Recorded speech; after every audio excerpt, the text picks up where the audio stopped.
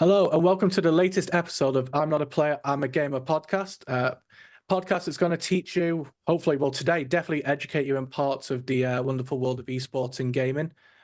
We have just had an announcement that the Mobies are coming to London, which I believe is 6 years in the making, I believe, since the last time we had something of that level being represented in London, which is, I mean, as you can tell from the accent and the accents you're going to hear today, we're biased, but it's going to be a great location for it. So for today, I am joined by Alex and Chris Ashford, who are directly involved in esports awards, Mobies, and much more, to be honest. So how are we doing, guys? Good, going good. Yeah, doing good. Cheers. Yeah. So I guess we can get straight into it. Really, we'll start with you, Chris. Like, what is your direct involvement exactly? I always say to everyone, like, who are you for people that don't know? But what is sort of your background with gaming and esports? You've probably picked the worst person to do an elevator pitch because whenever we do these for an icebreaker, mine is very, very effectively simple. It's I make shit look good for this business. I've been here since 2017 and sort of taught myself a lot of the stuff that I know today in an entrepreneurial sense, and just sort of built my career as this business has grown. Alex, for yourself. So for me, I was going to say, how much of an improvement can you get from making stuff look good? making it look even better, making it look great. No, my job is I describe myself publicly as the marketing and panel guy for the esports awards and now Mobies and Scholars. Mega is the group, but more or less, my main job is to get as many eyeballs as possible onto that ceremony in whichever way I can through the regular marketing means, but also with involvement in the panel. It's also campaign structure, including when will awards go out, what awards will we have, etc., helping with criterias and so on, and working closely with all the wonderful people on the Mobies and the esports awards panel. Awesome. So, I mean, obviously, I already mentioned the Mobies. It's all been set that it's coming summertime to London. Obviously, I'm sure you guys are looking forward to that. Is there anything you can? This is not. I realize that we've already spoke about how things we can and can't say, but with regards to the Mobies itself, like I'm sure you guys are hyped about it coming over to London. It's incredible. Like in the space of 2 years, the Mobies is going to have behind it LA and London, like two incredible cities, two incredible destinations, and it's just remarkable the sort of reception it's had ever since we launched the. So I think it was the first sort of kickoff trailer that we did that it was coming. Like there is an appetite for it. There is a thirst for it. Like, and it's going to be bigger and better than last year. There were elements where we were like, we can do that even better next year, and we're looking forward to later on in the year where we can do them even bigger, better, and faster.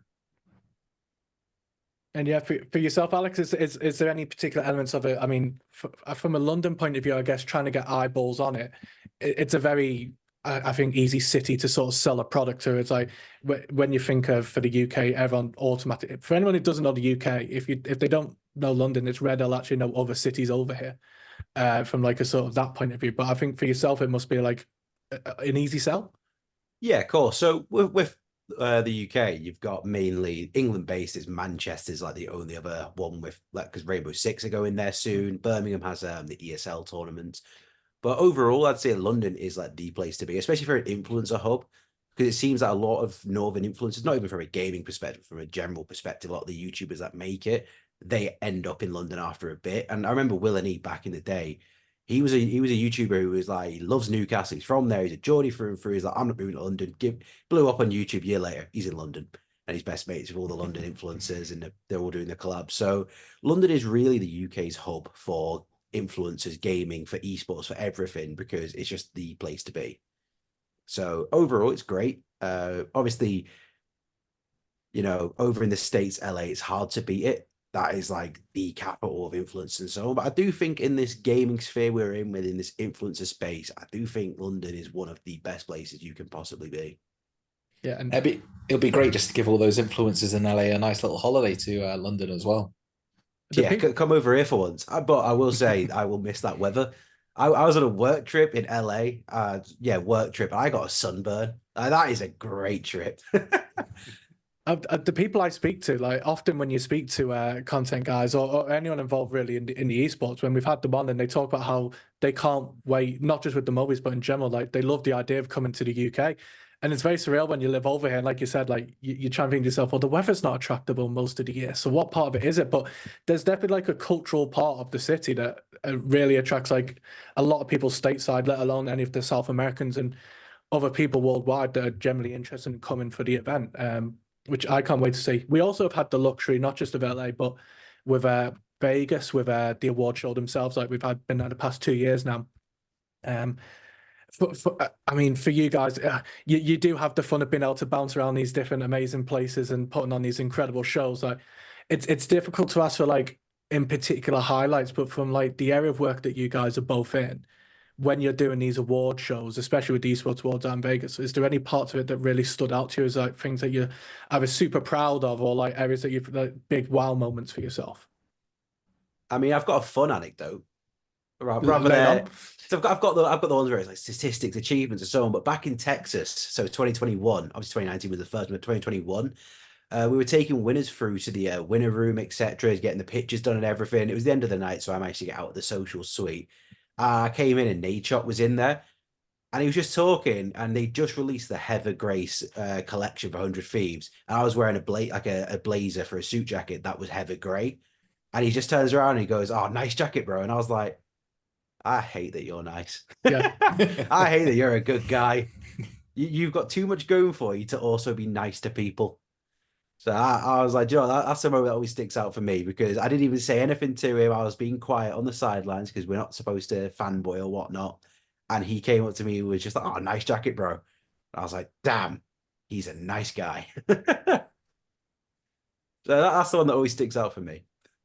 Yeah, the community side of I keep on bringing it up that like my involvement in them is sort of for those 10 days or 7 days at a time each year where I get to basically do what I'm told to do. I'm here to help out and make everyone's experience as great as it can be. And every single person that you bump into, you always think, oh, these are the people that I've watched on Twitch for years. These are the people whose Discord chats that I've been in or like communities that I'm a part of.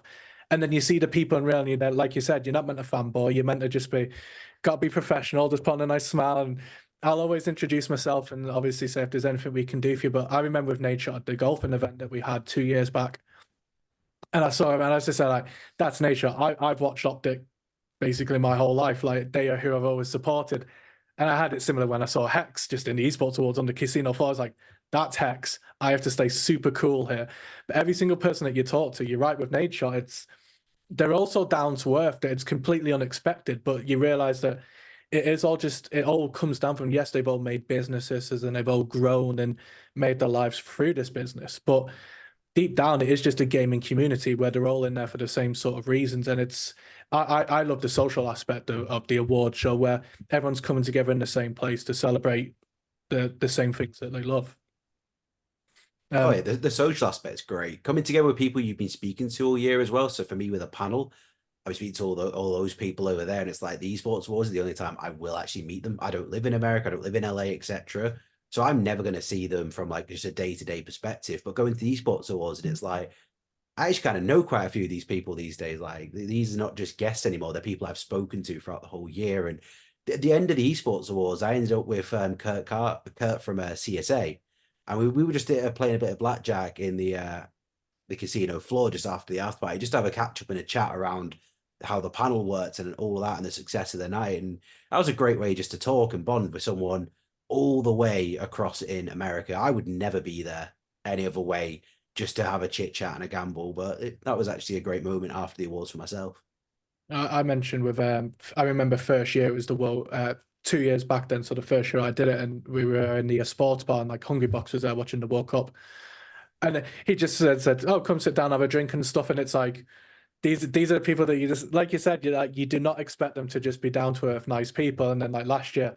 Again, funny enough, falls around blackjack. I just after the award show, and when you wanted a bit of time away from the after party, we were all just there playing blackjack as like a group together, and it was just like a normal thing. And going out for food with these people that they remember you for one. For me, that was the most surreal thing for me. That from year one to year two for myself, it was people would come up to you going, "Oh, hey Miles, how have you been?" And it's like it's almost that level of who I am, which you don't expect, but that comes from people showing a genuine interest. Like, it's one thing to introduce themselves and say hi, but to actually show a genuine interest in you, again, shows that the social aspect is so cool. Chris, as part of your making everything look good role in terms of the award show, like I've had a recording with Ali who talks a lot about the red carpet and the glam bar element of it, and how he just loves how, like, it's an award show. It's got to look good. It's got to look amazing and stylish, and all these words that you'd use. Like, for yourself, are there certain parts of the award show itself that you particularly like enjoy doing? Um, it's a difficult one because you're sort of stretched over a number of sort of formats and disciplines in that regard. You're not really sort of catering to one sort of part of design when it comes to my role in the award ceremonies. Like, I'm heavily involved with stage design. I'm heavily involved in the LED design. But at the same point, I'm also heavily involved in the print design, the social media elements, the motion graphics. So pretty much from top to bottom, everything has been sort of either touched by my creative or influenced. In terms of stuff that I enjoy, I do enjoy seeing stages come together. I think that's always an interesting one. It's one that I do butt heads with when it's sort of this is how it should look. This is how we should be presenting ourselves, and then we also have the we also need to make money types of conversations internally, and it's sort of like a lot of give and take in that regard. But in terms of stuff that I enjoy, I really enjoy the start of the year mapping out what's going to be on trends, and sort of planning that campaign out alongside Alex and his team, because the demands of an award ceremony, such as ours, like most award ceremonies, switch that light on a month out. The ceremony happens, and then they basically go quiet for another 10 or 11 months until it's time to switch the light on and get the machine going again. With ours, slightly different. We're switched on for a much longer period during the year, so staying up to date and relevant in a space that is as visually demanding and just visually on a different level compared to a lot of industries, and that is esports and gaming.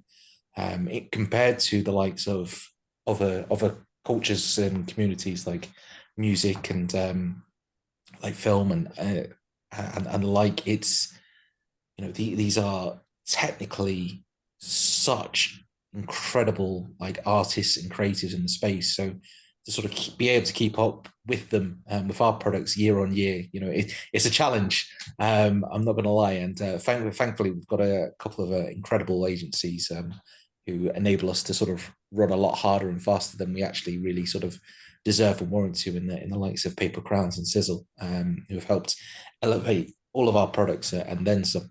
But it's just really exciting to work on something that can change year on year. Like, with a lot of companies that you'd walk into in terms of a design perspective, the guidelines, the sort of structure is already set. It's already been laid out. Like, this is how we present ourselves. This is our color palette. This is our typography. Don't touch it. Don't change it. This is what you can do.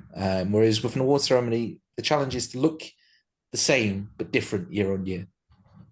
Now, with the awards, I know how hard you guys all work all year round. Like you're saying, it's even though with a lot of these award shows, it's a set amount of days where you've got a couple of things on, but you're working so hard during the year.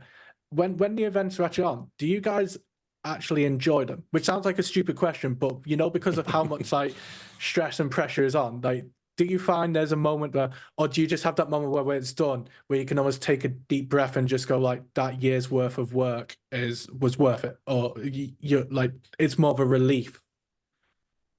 Honestly, for me at least, it depends on the event. So like the esports award ceremony, I enjoy it. I never attended one. I'd love to one day, but I'm always in a room somewhere with my team and so on. But that one I really enjoy because that is something huge that's come together. You know, the seeing the numbers, metrics, involvement, and how much it means to people is great.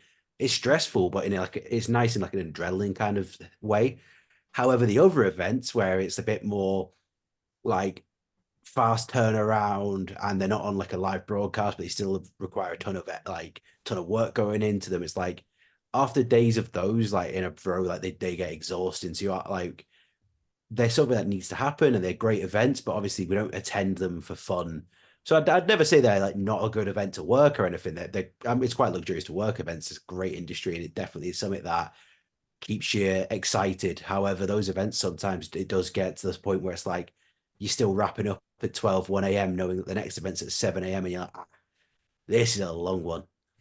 But overall ceremonies, I've enjoyed pretty much every ceremony I've worked from start to finish. Yourself, Chris, do you have a moment where you can enjoy it, or is it almost like when you're on a flight home or when you're coming home from an event where you can really let it sink in? It's a difficult one. With the esports awards especially, it takes such a dedicated small team to pull that one off, that we are basically running on fumes by the time we actually get to the actual event itself. And then, you know, we are working in a very fast-paced sort of, you know, event-heavy 3 or 4 days to sort of cater for everyone and making sure that they have such an incredible time and a great schedule to go out and enjoy. And it's sort of when you sit back and go, yeah, I was producing a load of gold content across 3 separate holes and then jumping straight on and directing one of our events that evening. You know, they are long days, as Alex said. The last time I properly got to sit back and actually enjoy one of our ceremonies was back in 2020. And that was the screen on screen CGI land, that one that we did in COVID. You know, it was great because there were some very, very late nights and the team was even smaller back in those days. And, you know, we're all sort of jumping on and basically teaching ourselves how to do stuff as it goes along. But yeah, no, I always look back on that one very fondly. 2021, I was just very, very ill during that event. And then, you know, we've had the past 2 in Vegas and they've just been a blur. Like you get caught in the headlights very, very easily in that city. And yeah, they've basically been an absolute blur. But no, I try to make sure that I take at least one little look, like one little moment of reflection. I got that in 2022. I sat right at the back, and you know, I actually managed to sort of watch a package that I'd put together on all the big screens to see everyone's reactions to that. And then last year I was there quite early on, seeing us open before going away and doing the work, hiding away in the rooms that we have to go into. But it's, you know, we're in the business of moment making, and you know, as long as people care and want to win our awards, I think that's all that really matters. For sure. And I can say for sure, seeing it directly through my own eyes, that they are long days. Like, and Vegas, obviously, it's a 24/7 place, and a lot of the time that's quite lucky actually, because for me personally, I remember Gatorade was my best friend when I'm out there, because that's the constant drink that I was having to keep me through. And you're seeing even for the golf days, for example, I remember getting out on the golf day where it was very early. I remember the alarm was I think it was either 5 or 6 in the morning, and it was freezing cold in the morning. We were getting stuff out of the holes, setting them all up. And then I was like, oh, these guys have got to work this. I had the luxury of playing in it. So I had the luxury of going, right, I'm going to, but my body was stiff at the end of that, playing around after that. But you guys were having to bounce around everywhere. I mean, at some point there will be content out there of how I performed on the golf day, which was badly apart from one hole, which I will cherish for the rest of my life. But the guys that I speak to, like they talk about how much they love the event all the time, and everyone that we've had on, they're honest in their love of these awards, and you can see why it's so motivating, and it's something that you guys sort of love to put on, because you're getting the direct feedback of how much these guys are loving these awards, and these are memories that people will have forever. It's not just like a passing moment. Like, you guys have the luxury that your job is to provide an experience that people will like cherish for the rest of their lives, which must be super fulfilling. It really is. Like, when you see it firsthand, there are a couple of moments where sometimes it's somebody's extended team, and that can be family or whoever. But I always remember Dr. Disrespect's team watching on as he won the award back in 2019.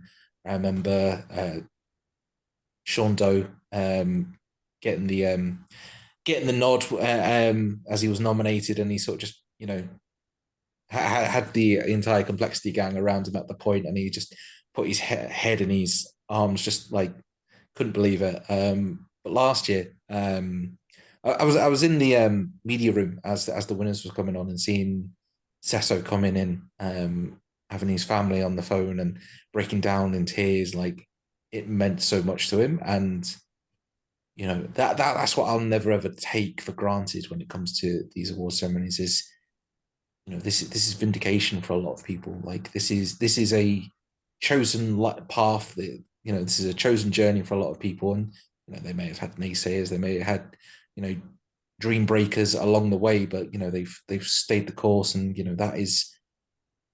that's their vindication. That winning one of those trophies, it's their sort of, I did it.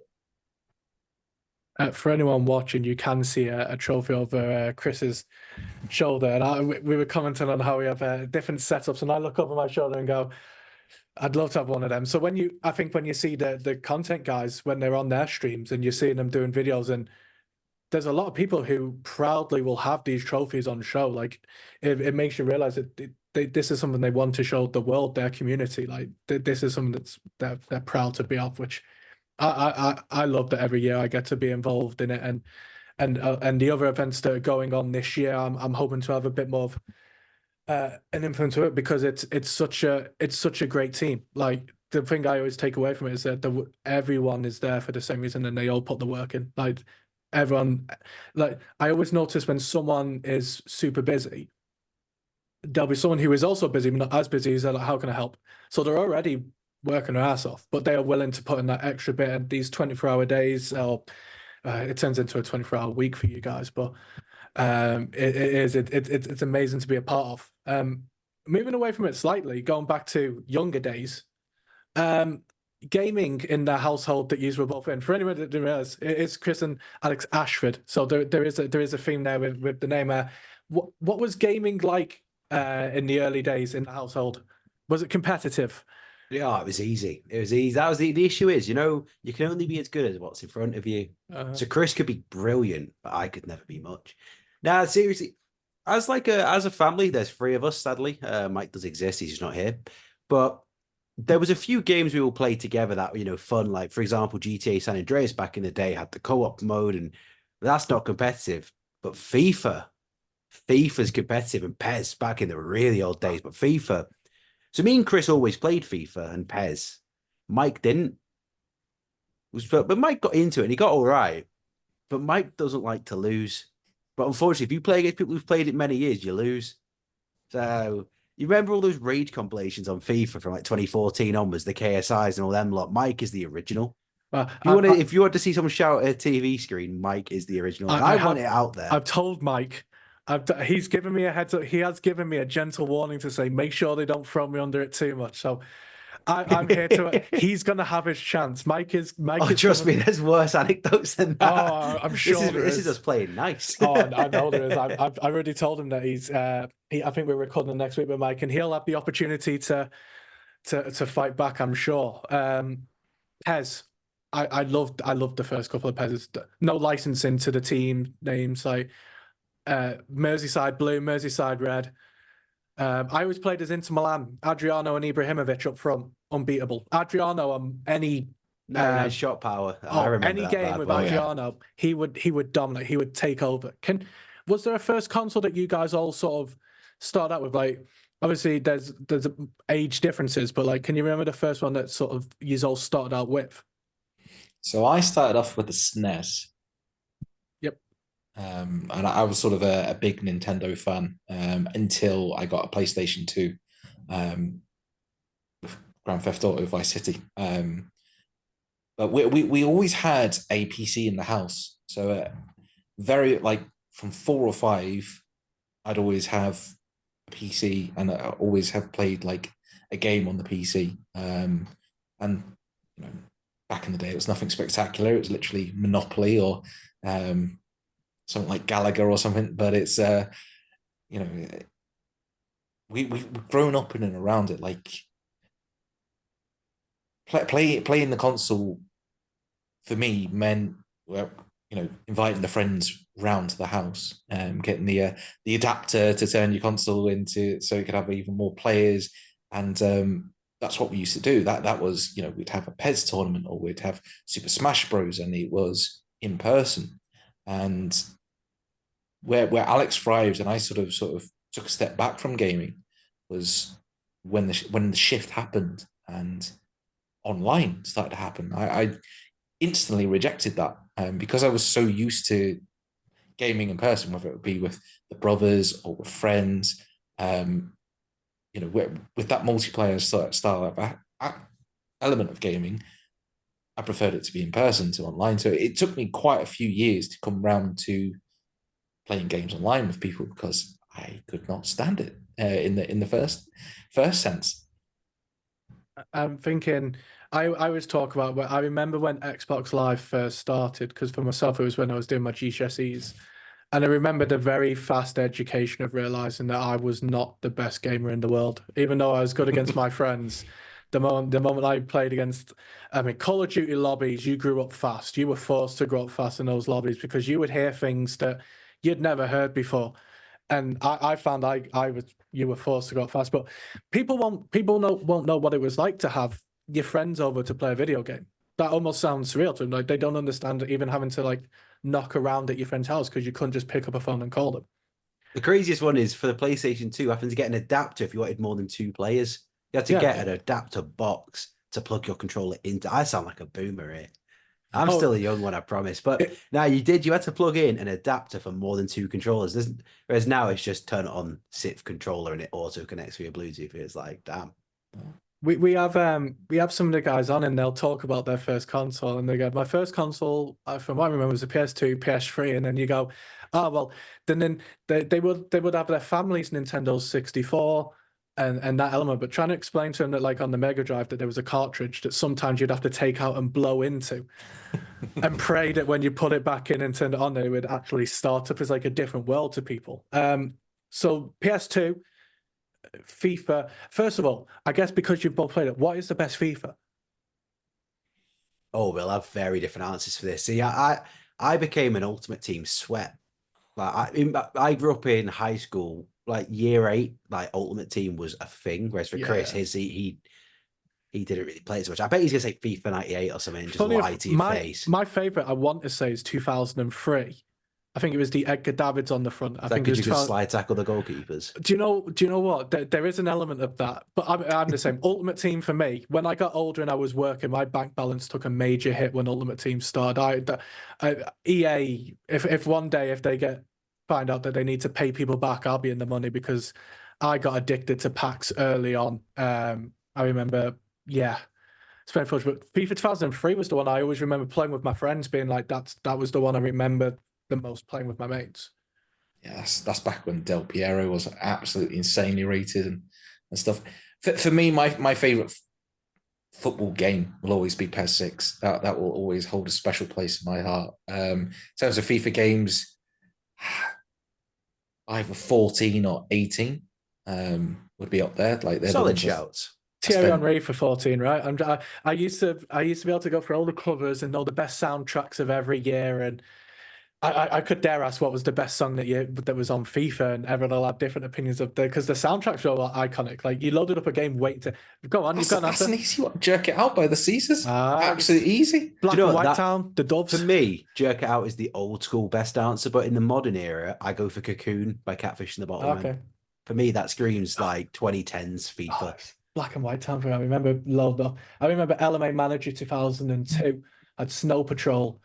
as their thing, and that got me into Snow Patrol.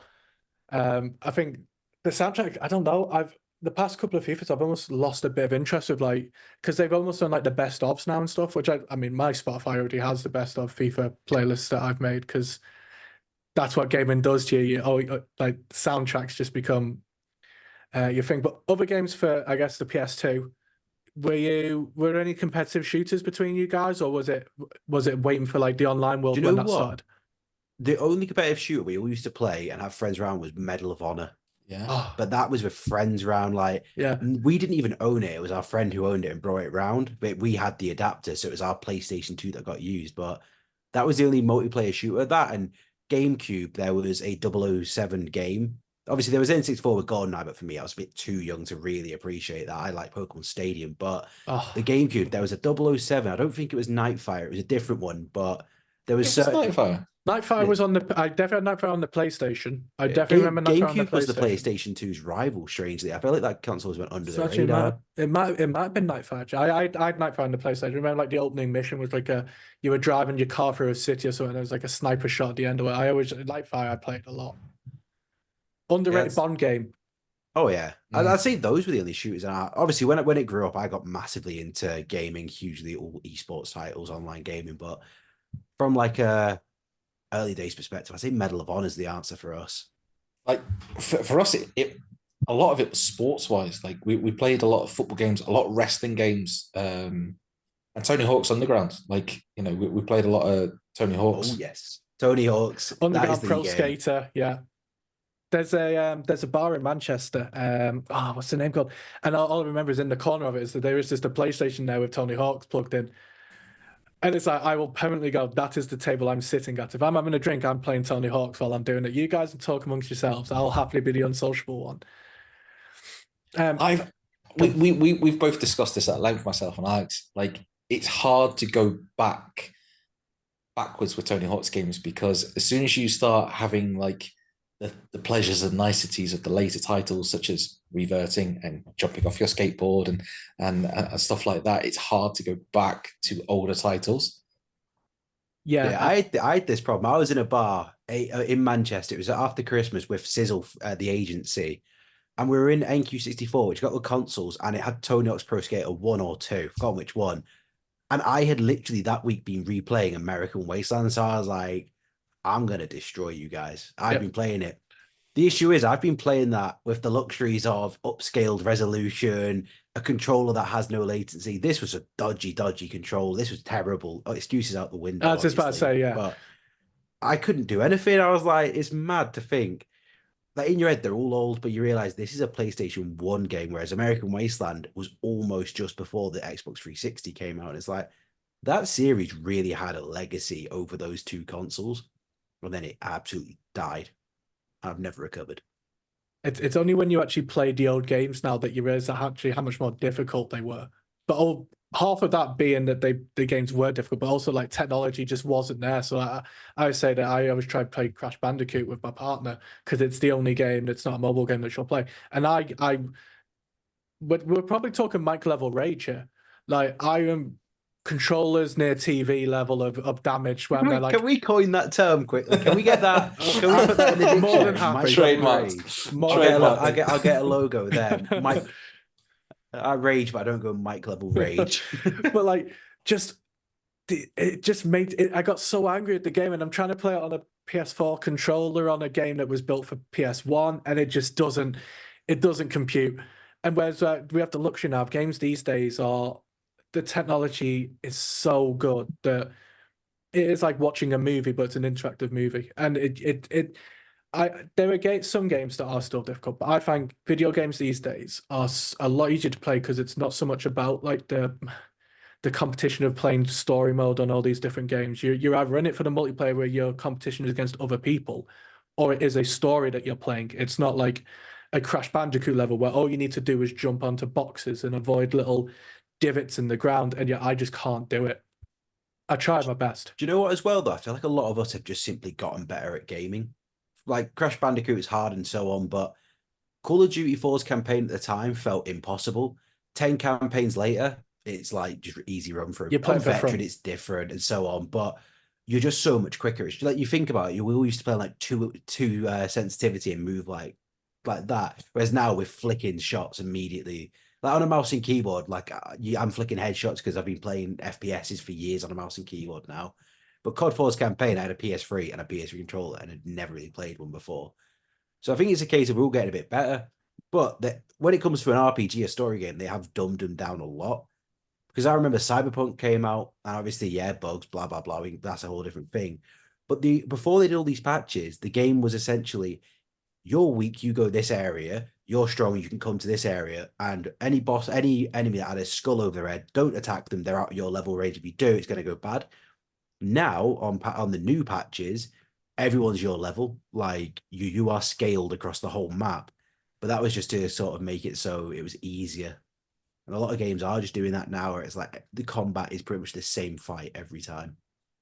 Was it always PlayStation in the household, or did Xbox ever come into it, or were you guys always PlayStation?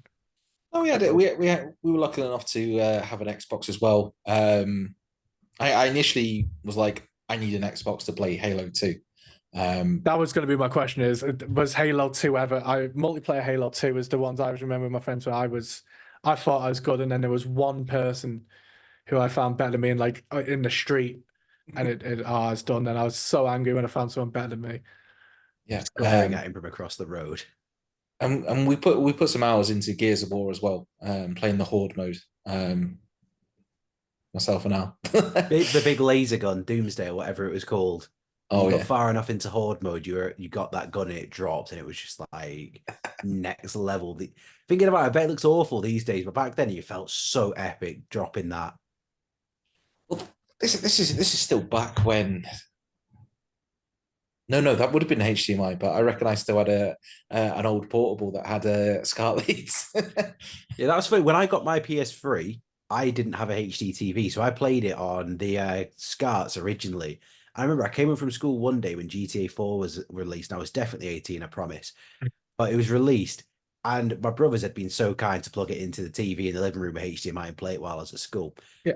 But I came home and it was like a different world. It's like you'd put glasses on for the first time and realize that actually there's picture and color in your world. But it looks better than real life.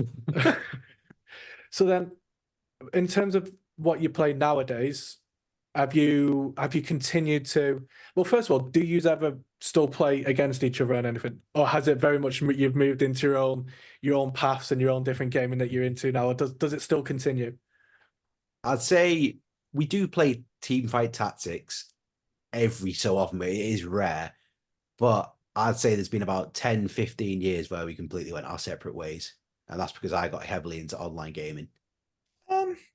I think when Valorant dropped, we started playing Valorant with and against each other quite a lot. Like that sort of got us through the COVID era in terms of like working from home and gaming on lunch. I think that game, like we owe a lot to that game. But yeah, no, it's as I said before, when gaming sort of went online, I sort of regressed and rejected it, and sort of had my little bubble of like my one player games, and sort of had that, and the likes of Alex and Mike really flourished when it came to League of Legends and RuneScape and those sort of titles. Like, you know, Alex's list of accolades could go on and on and on with the games that, you know, I think your Twitter profile reads, "I will slap you at your favorite game." Something like that. I will beat you at any game with League in the title. It might be changing now though to "I will slap you," because I prefer that. Yeah. Oh, it's going to change.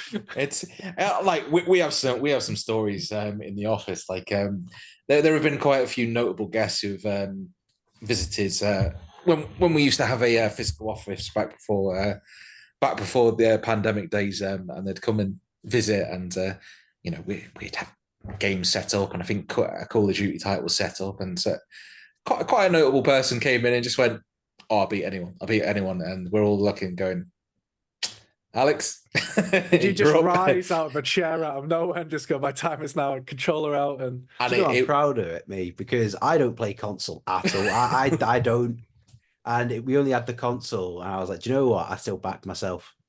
Yeah, 1v1.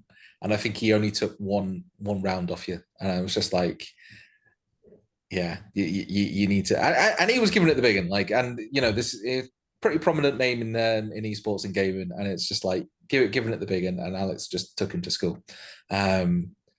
It's funny. We've done a few work from home leagues as well. Well, I was lucky enough to play. What game was it? Brawlhalla. I was going to say Brawl Stars. Work from home league was great. So for people who don't know, the people at ESI, when COVID happened, a lot of people worked from home. ESI set up a league for esports companies to essentially field teams in like a tournament. It was called the Work from Home League. My only issue was they didn't really do the biggest titles because of licensing things. So you didn't have like League of Legends, CS, etc. So me and Chris ended up on Brawlhalla, a game we had never played, but it was similar to Smash Bros. So I was like, do you know what? I'll be all right. But then after the first week of it, we did terrible in the first games because we'd literally done 10 minutes beforehand. We knew the buttons and we went in. But then before the next week, I actually really liked this game. So I just smashed it that entire week, got up to a decent elo, nothing special, but good for a first week. And the commentator even commented on it. And he was like, he's played a lot of this game since. I was whipping out combos and air juggling. I was like, damn, that was great. And then I just didn't play it again, and we lost the next week. I only played it when we were playing in the Work from Home League. Like I knew one move, and that's how to make my little shark guy like go underwater but on the land. I was like, yep, that's what I'm going to do. I will master that move, and that's all I need. Thank you very much. That's all I got. Alex, you do everything else. You carry me. I'm just going to swim. Yeah. Before I let Alex go into his accolades of all his game, it's going to be underwhelming, by the way. Well, by the way, gaming as we speak, I believe, on the other monitor. Yes. Not anymore. Oh, good. But for you, Chris, like, do you play now? Are you handheld? Are you on consoles, or do you concentrate more on the content side? I'm a bit of everything. When I first joined the business, League of Legends was definitely beyond my capabilities. That is a game where you basically need to put in the 10,000 hours and still be crap. Like it's a very, very. I still enjoy playing it. Like I will play that Yumi the cat and make Alex and Mike look amazing. But it's it's beyond my skill level to play that game. But I enjoyed Valorant. TFT, as Alex has said, I'm currently hyper ranked on a hyper roll version of that game. It's been a good patch, frustrating patch, but a good patch.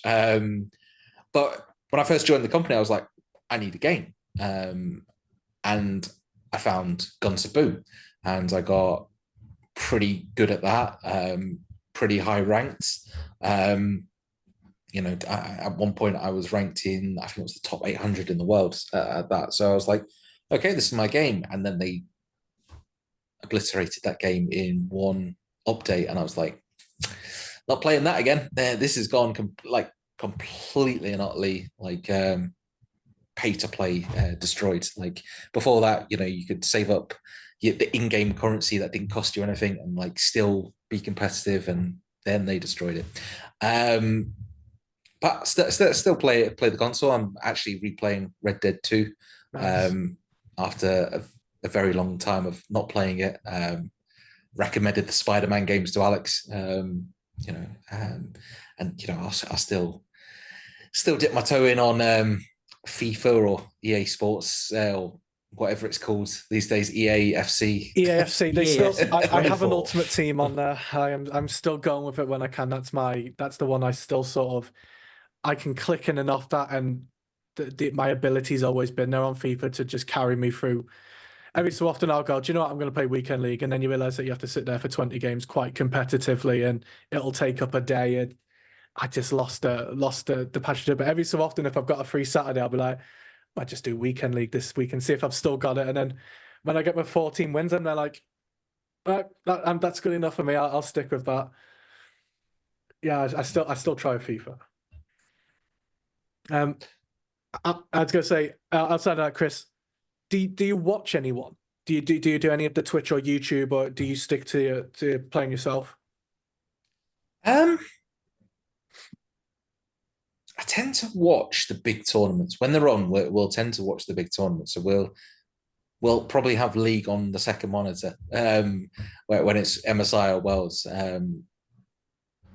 and it's our job to keep up with the results. But there is so much content out in the world today, and it's so difficult. Like to relate that back, I've been a massive wrestling fan my entire life, but I will consume in a live setting only 4 sort of their pieces each year, and that's like their 4 big PPVs. Everything else will be either a very, very condensed down highlights piece or the results section on the website each week. Like it's very difficult in this age to sort of consume the amount of content that is out there. But in terms of streamers and gamers, like I will get sucked into any sort of YouTube or TikTok loop that has top 10 in it, or fail, or like epic, or this is where to find this bit, or how to complete to 100%, like or it's just funny. Oh, game fails. I think even like the early KSI days, like you mentioned with his FIFA videos, like the moment those FIFA fail videos started off with KSI and others, I was hooked with that. And like the old like COD montages again, that's how it all started for me. Like the old Call of Duty montages of Pamaj doing his sniper shots and stuff. Like I got hooked. They're the sort of stuff that I can still go back and happily just search like old Pamaj videos and just watch them all day. It's funny though, because I did get for some reason at the back end of last year, I started watching, funny enough, Bazinga and Zerka from the Sidemen, and I think it was the new UFC and the old UFC game, and I was just like, it'd been so long since I'd had like a good experience with that kind of fighting game or fighting simulator. I was just like, I spoke to Alex, and I was just like, should I get this game? And he was like, yes, you should. And it gave me actually a greater appreciation of UFC.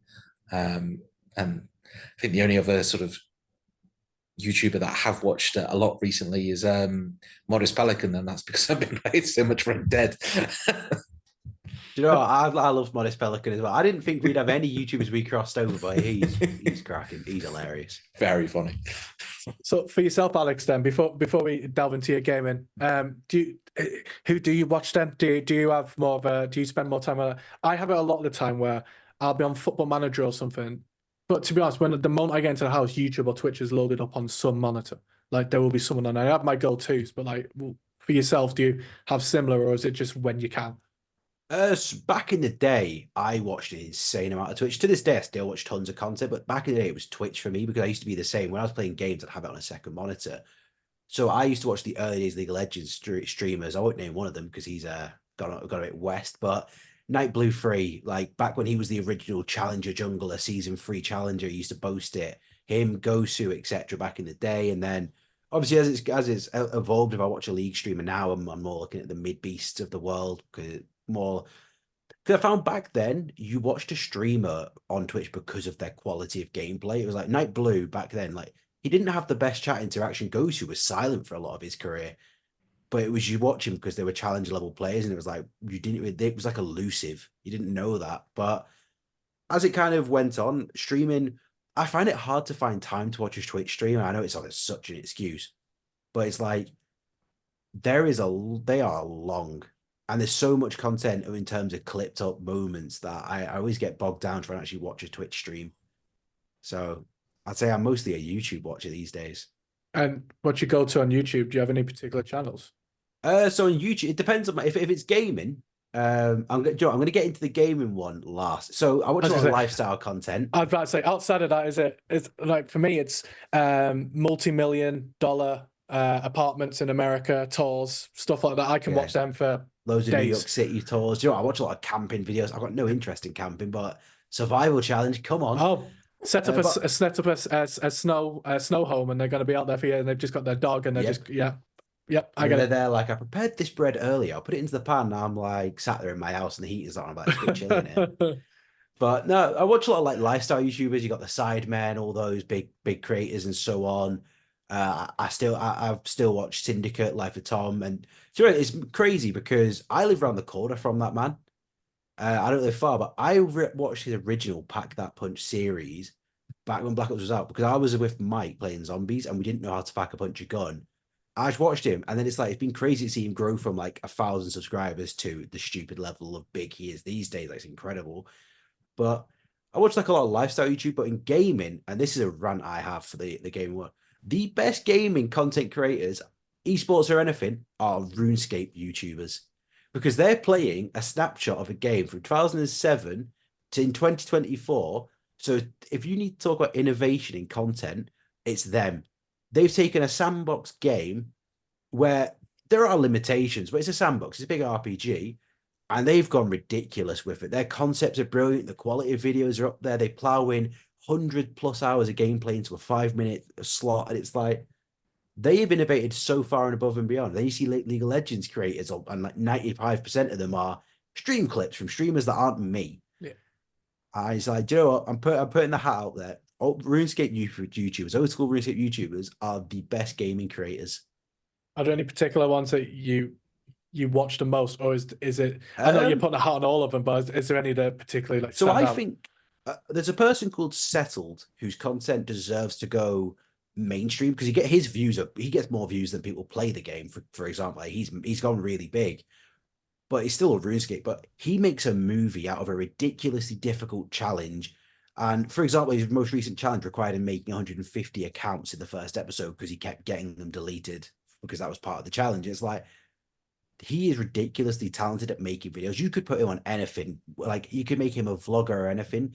It's his ability to make a story out of a video. Like, it isn't. There's always at the end there's a cliffhanger, and always at the start there's something that makes you keep watching. Other than him, for right now, there's a man called Eviescape who's doing a ridiculously good job. Caught it with a series called March Madness. But that's always been one that I've always thought, because I'm not so much into playing RuneScape these days. It was a childhood teenage thing, and you always like stick around watch, but it's just the quality of content from that scene has aged incredibly well, and they've all kept on top of their game. So what are you playing now then? If it's not so much RuneScape, what sort of games are you playing nowadays? And do you still stick to FIFA, or is FIFA long gone for you? I play a bit of FIFA. I buy it every year, so Yeah. I'm playing the current. I've played the current one. I don't love it, especially not on PC. They're going to the semantics, but I won't. But there is input delay on PC, and that makes it a horrible experience, especially across platform. Because I've played it on a PS5, it's smooth, but on a PC, the controller is actually out of touch. It doesn't work properly. It's truthful. I'm not making excuses because I do all right on it, but I got sucked back into League of Legends and Rocket League this year, sadly. So I had a couple of years where I'd played them very casually, but this year I've got back into playing ranked on the pair of them. I can't lie, it's horrendous. The amount of hours just flying into it, and I can't help it. It's all for these digital currencies of a rank, and I'm hooked. The Rocket League for me it was something that I remember when it first came out, and I always had an obsession with car games. Whether or not it was actual racing games like your Gran Turismos or your Need for Speeds, or whether or not it was car games where like it was car. I say this on every podcast, but cars with weapons or Destruction Derby or anything like that always been mine. So then someone said, bring out a game where it's car but it's football. Like, I remember the Top Gear episode where they played on the rugby pitch and they'd done car football, and I loved it every single time. And I played it when it first came out, and then I stopped playing for a while. And then I think with Herc and others all getting involved in it again, I've just found myself hooked with it. And I can watch the streams of it are incredible. Like, the content that's coming off that, it's amazing. And I found myself, listen, I'm no good at it. I'm not going to try and lie as if I have any form of ability or can carry myself. I can't. Solos, I don't even try touching because I'm getting destroyed by everyone. But if I'm on a team, I can play a little bit. I think I try and play a bit too much like FIFA, where it just doesn't happen for me. But I get with Rocket League, it's come back for me. With me and esports, like I watch a stupid amount of esports. I'll always harp on like League of Legends esports because I've played it my whole life. I've played it since 2009, so obviously I've got a connection to wanting to watch the tournaments. But from a viewing perspective, I think Rocket League and Counter Strike are easily the two best like newcomer spectator esports because Rocket League, the excitement, the hype, it's ridiculous. and you can understand the plays. Obviously, you don't understand the nuances of how a flick works or how air dribbling, just how difficult it is flicking the ball in the air and following it across. Turn your car around so the belly touches the ball, so you can flip reset the ball, flip reset and hit the ball even further and trick opponents. Like, that's difficult to understand, but you can, when you see it happen, you can kind of see like, oh, he's done that. So I feel like those two are definitely the best two, like, newcomer spectator esports. But I've always kept up with esports as a whole, so I pretty much I watch a stupid amount of esports content. If I'm not watching it, I'm looking at results on Wikipedia and across the board just to keep up with it all. But those two are definitely my favorite to actually watch. It's accessibility, as you said. They are the learning curve to actually sort of follow them so easy. It's, as you said, score a goal or plant a bomb. Like, yeah, aim here, shoot here, score a goal. Whereas League of Legends, it's like very bright, flashy cuts. And here's one: Dota. I try and watch Dota. Still don't know what goes on Dota. I've got a MOBA background. I've played Smite. I've played Heroes of New Earth. I've played League of Legends. I even played the Blizzard MOBA. But Dota, I don't know what it is. I just don't understand what's happening. And it's mental because to me, I'm like, I've played MOBAs for like 15 years now, and I still don't get Dota because I've never really given it the time of day to play it. And I'm like, hang on, this is what people see League of Legends as who don't play the game. So I'm like, so it's made me realize that's why CSGO, well, Counter-Strike 2 and Rocket League are such good viewership sports. Because like Chris said, like football in real life and car football, they have got a very similar objective. And with CSGO, it's like, well, Counter-Strike, it is plant bomb, defuse bomb, enemy in front of you, shoot enemy. It's very straightforward. Yeah, I try League. I continue to try League. Again, you'll notice there's a trend of if it's not FIFA, it's I'm struggling when it comes to these games of just being competitive. Even Rocket League with a controller. Do you know what? Rocket League with a controller, I say I'm bad. I think it might just be I'm getting unlucky with the draws, which is a bit of a cop-out excuse. But League, I try and play it. I try my hardest with it. I watch countless streams of it. So you'd think I watch so much content with it that you think I'd be able to like fairly hold my own. And every so often I'll do well and I'll go, this is it now. But I have the same thing with golf. I play well in golf one day and I think this is it now. I can play golf, and then the next time I play, I hate it and I don't want to play it again. That very much happens with me in League, but I'm still trying to force it. It's just a game that I can't. With FIFA, I found consistency and it's fine. I think League, because I tried to jump into it. I don't know if it's one of them games that you can pick up late because it just takes a while to have an idea of what's even going on. But Rocket League, I think it has a similar thing to a lot of people where there are a lot of households where they can put the football on, have it on the background, and get on with their lives, and football's just on in the background. Rocket League's the exact same, but the people that they've got casting it and commentating on it add the extra element to it that I have a falling out with real life football with commentators. They're doing my head in them. There aren't many that I enjoy. Rocket League, however, it's the other way. Like they're educating what's going on, but it makes it so much like it's that extra level that I feel like actual football's missing out on the thing. I've always said that for Rocket League. Obviously, it's had its years where people are like, it's not a tier 1 esport, blah, blah, blah. I don't care. But what I'll say is they've always been spoiled by the talent they use and they work with. Like their commentators, like, for example, that this is Rocket League moment, blah, blah, blah. Like all those moments are insane. But if you actually watch a broadcast, it's like those moments aren't few and far between. Those commentators are brilliant. And even the hosts, because they don't do a ton of LANs or in-person events, a lot of it is remote broadcast. And it's like, they make the most of it. They are amazing. Like in terms of game knowledge, reactions, making hype moments, analytics. And they've even got a few people on the desk who will just play the bad guy, who will say the wrong prediction, knowing it's wrong, knowing his team's going to lose, that he's backed, just to build a narrative. Yep. So that they can also make the story of the know-it-all guy who knows everything and is always right. So like, it's really well made because those people are very good at what they do. And I really think they've been spoiled for years, Rocket League, for just how good their talent pool is. I think that's where a lot of the content that I now enjoy has come from, where when I've watched streams of Rocket League at these events, a lot of them will obviously host each other and they'll host other people's channels. And through that, it's just grown like almost like a tree of just like, there's the old, they have their level of OGs, but then like there's tens of 20s of people that I will happily sit and watch them do a cast of a Rocket League game, which I don't think there's that in any other level of esports. Like I have my go-to when it comes to Call of Duty, and obviously Call of Duty has its set amount of people, but after that, there's not, like you said, it's not the pool that Rocket League has. Nah, definitely not. Just a lot of other games have incredible casters and hosts and so on, but with Rocket League, there's just something about it. Like everyone across the board is great, and a lot of the players don't last long in that game because like we're always getting new blood. Like Zen came in and now he's the best thing ever, and it's like a lot of the old guard is gone. Like Squishy and all those guys, they're gone or faded out, and a lot of the ones who aren't faded out, they are nowhere near the top teams anymore, and so on. And they're working with a lack of star power on the pitch every time because it's always fresh faces, always people who are building their career still, and they still manage to make narratives and stories. But and credit to all the people, the old guard, because even I'm struggling to keep up with the kids, and I'm not a high rank anymore. Like that's the hard realization I had with League and Rocket League. I've got back into them massively over the last year because I always played them casually, even in my off seasons. But I'm nowhere near as good as I once was, and it's a case of yes, I don't play as much as I did, but everyone always says, "Oh, you never lose it." No, you do. You do lose it. I've lost it. I can't find it. I'm 100 and something games into this League of Legends season. It's gone. I will not be competing in the UK domestic leagues no more. You I'll have be become sitting at home. such an old man. I am. It's awful. Listen, I completely feel it. But here's a question. Here's something I'm going to position. Like a lot of games will either go through a title update where it's like this is a new FIFA, this is a new COD, and all these like pro players have to go and basically learn a new game, a new set of mechanics, or there is a new patch update, and you know the character balance gets changed, and that's like League of Legends and you know Valorant and so forth.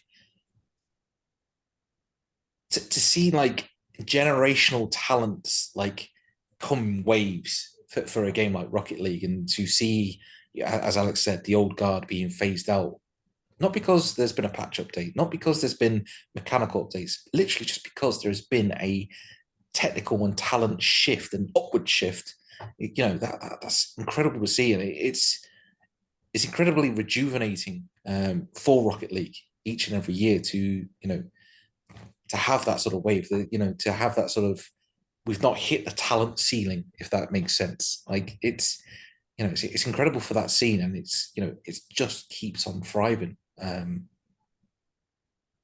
From a game development point of view as well, for the guys that make it, it's, you've got to think yourselves like with Call of Duty, with FIFA, they're always thinking, right, what do we have to do to make this game better?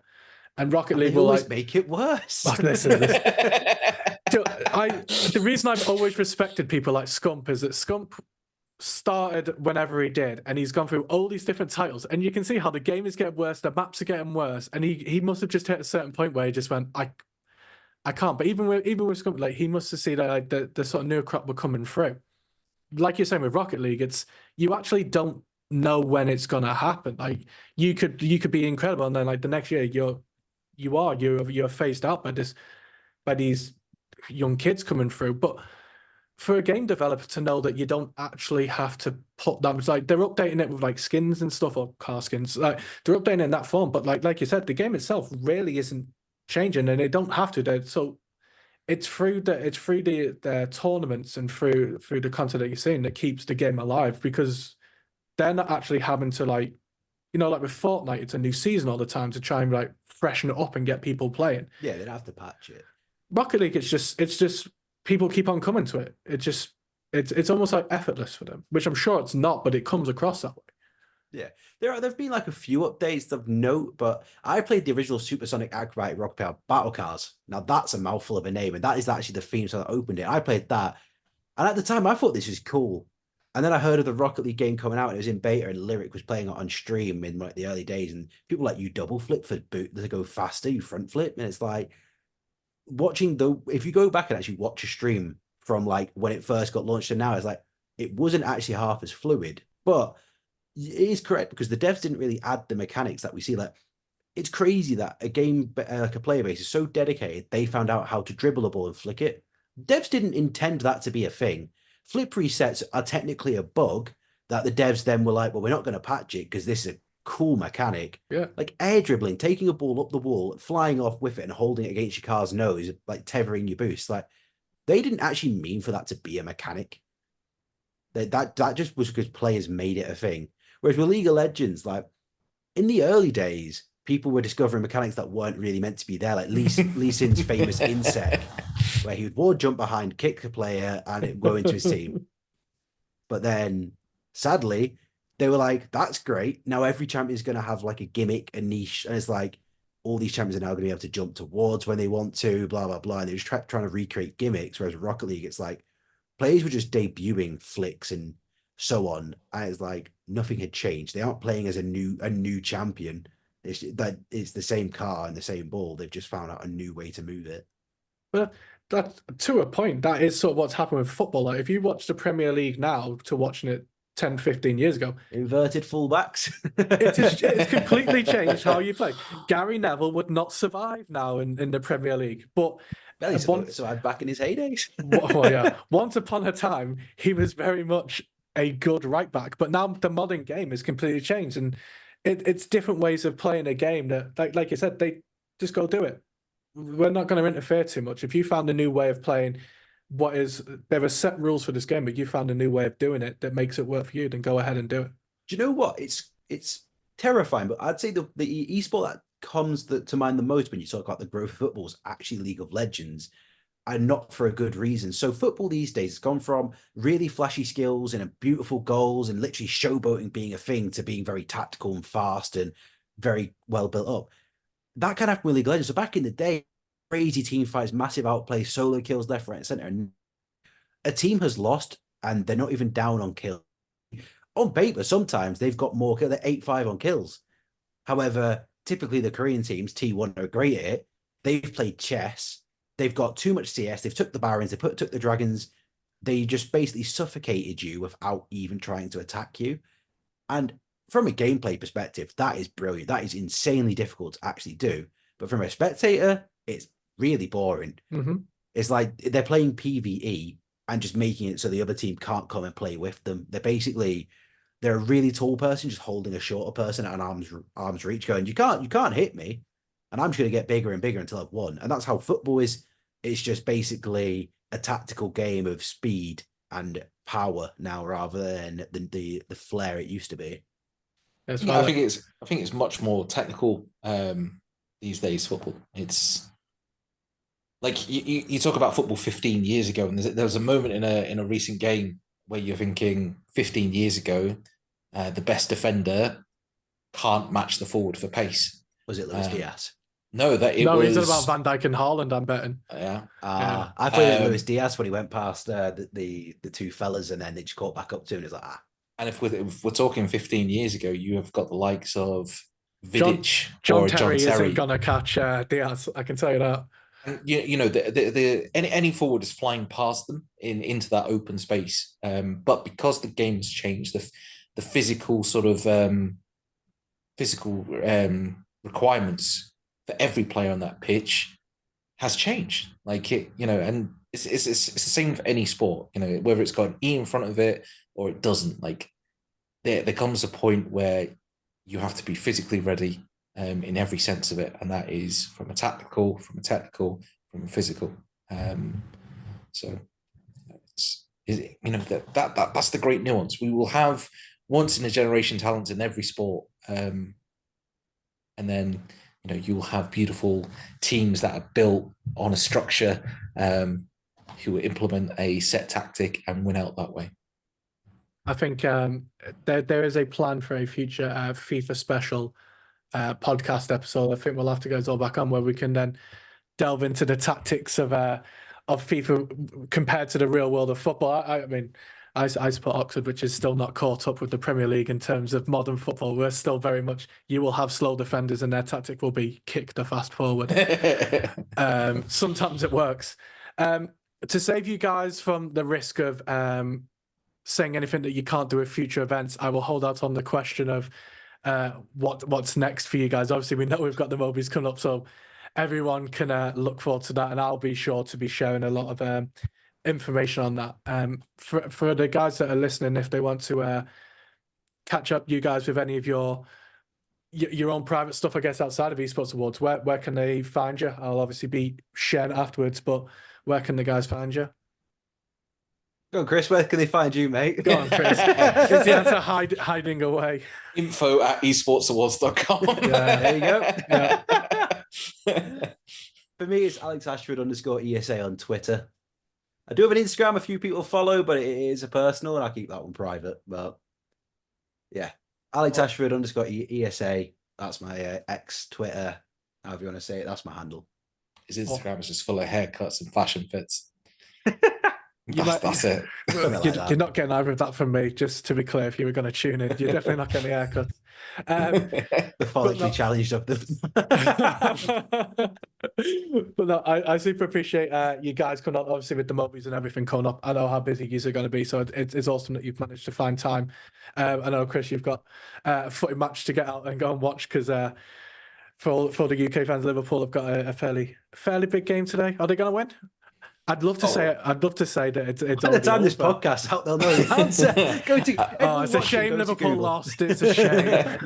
Well, I think we're 5-1 up from the first leg, so it's it should be formality.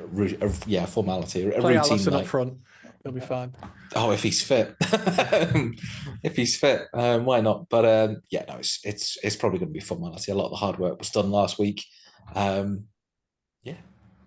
Awesome. Well, for everyone who's listened in, I really appreciate it. As always, any feedback that you have, positive, negative, send it my way.